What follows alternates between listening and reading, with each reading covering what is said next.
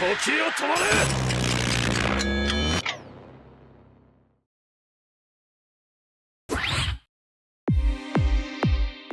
the 5th episode of Dandadan, we're introduced to a new version of Turbo Granny and a peculiar item that Seiko uses.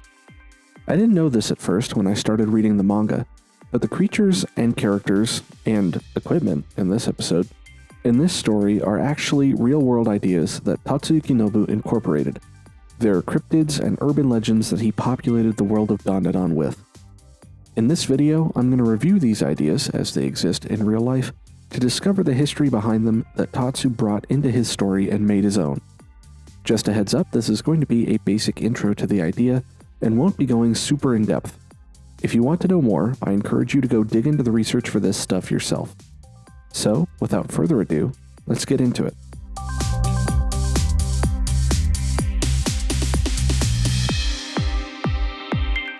This first one is perhaps the most easily recognizable or widely known entrant I've covered so far, but this episode didn't give me much to work with, so you make do with what you have. In this episode, we experience a new plot development in which Turbo Granny is now bound to a Maneki-neko statue that she is animated and allowed to move around, more like an actual cat mixed with a small child. So what is a Maneki-neko?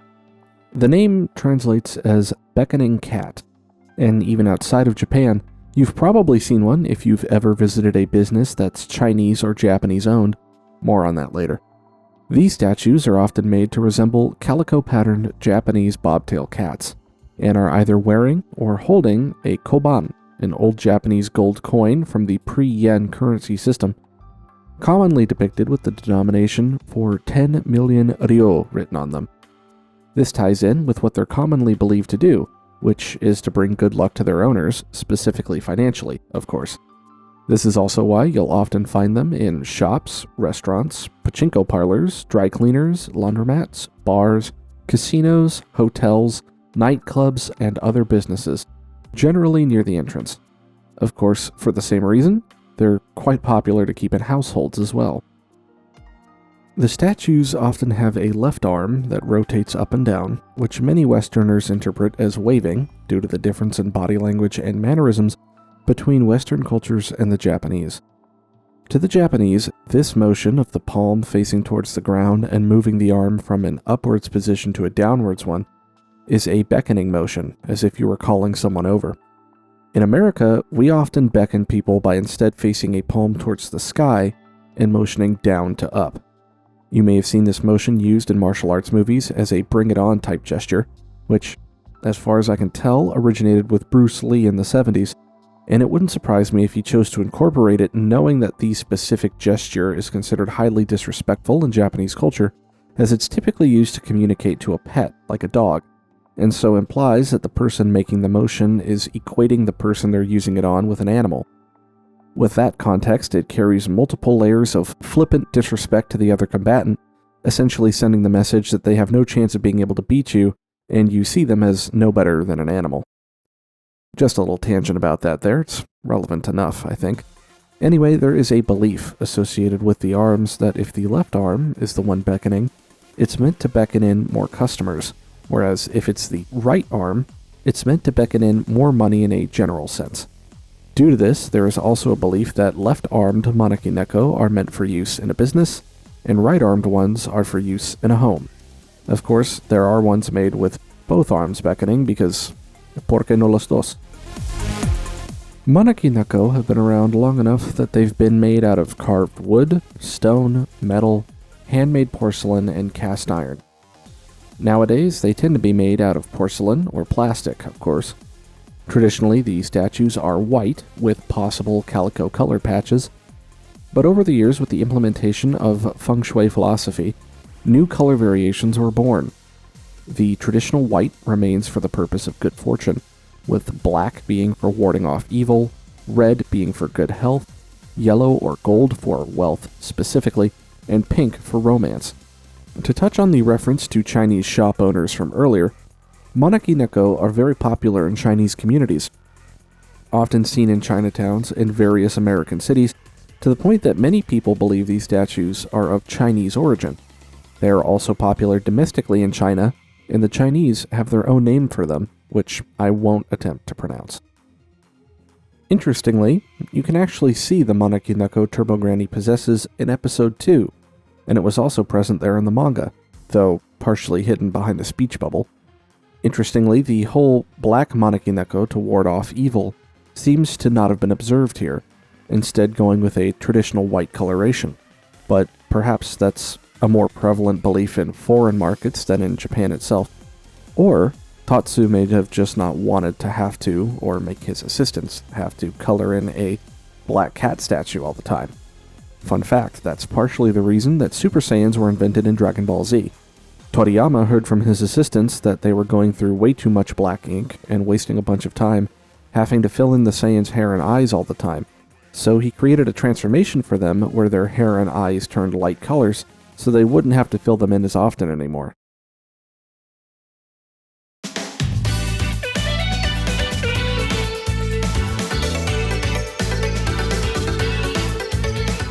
There is, of course, a long history behind Maneki-neko, but I've just done a couple episodes in a row with long history lessons, so I'm not sure any of us have it in us to go through another. So I'm going to move on to the next thing I want to talk about in this episode, which is the Harisen.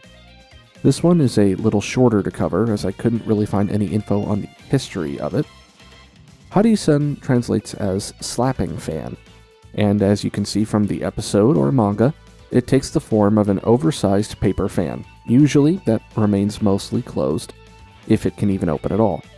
It's used in manzai comedy acts, typically by the straight man or tsukomi, to hit the funny man, or boke, for their jokes or idiocy.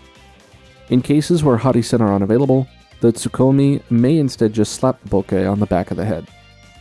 In the context of the scene in Dandadan, Seiko uses it and it affects Okarun's aura enough for Momo to yank Turbo Granny's spirit out of Okarun's body, where she was hiding.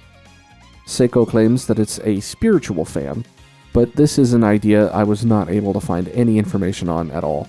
I'm not sure if this is something Tatsu made up for the story, or if this is more of a common belief in Japan, but like I said, I wasn't able to find anything at all on the English internet.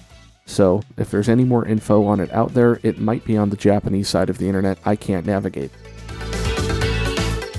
Now, when Seiko initially strikes Okarun with it, she asks if he's a rotten orange or tangerine. In response to this, Okarun makes a mention of a Kinpachi sensei in a TV drama. Based on what I was able to find, I think the most likely answer for what's being referenced here is a long-running Japanese TV drama known in English as Mr. Kinpachi in Class 3B. It ran from 1979 to 2011, and seems almost like Seiko in particular would be referencing it as an allusion to her age, being that she probably would have grown up watching it, or maybe was even an adult already when it started airing, depending on just how old she actually is. Of course, Okarun is depicted in return as being an educated sort of fellow by correcting the old-timer about a show from her own generation. But that may just be me reading too much into it. I was always told I tried too hard in high school literature class. Anyway, the show tackled a lot of heavier topics through the lens of this teacher named Kinpachi, interacting with his students and helping them with their problems. Apparently there was some sort of comedic element, though, if a Harisen and calling people rotten oranges/tangerines was a common thing, even if, apparently, the teacher himself didn't do it. Either way, it must have been pretty popular to run from 1979 to 2011, a total of 32 years. For reference, The Simpsons, a very long-running American show, has been on the air for 35 years. Anyway, that's all I have for you in this episode of The Truth Behind Dandadan. Hopefully you enjoyed this little review of the real-world ideas behind the show. Feel free to drop a comment if you can think of any other info I didn't manage to find. If you did enjoy, make sure to like and subscribe as well so you can support the channel and see what else I put out. Until I see you next time, stay safe and have fun.